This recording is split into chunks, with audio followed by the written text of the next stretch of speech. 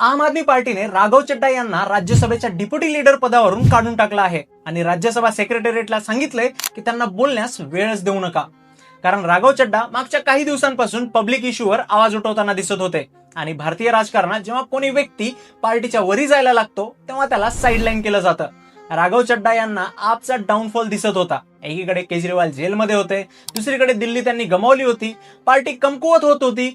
त्यामुळे त्यांनी आपली वेगळी ओळख निर्माण करायला सुरुवात केली. त्यांनी पॉलिटिकल आयडिओलॉजी बेस्ड इश्यू सोडले आणि पब्लिक इश्यूवर बोलायला सुरुवात केली. त्यामुळे त्यांना प्रचंड पॉप्युलॅरिटी मिळाली, पण पार्टीला ते धोकादायक वाटलं.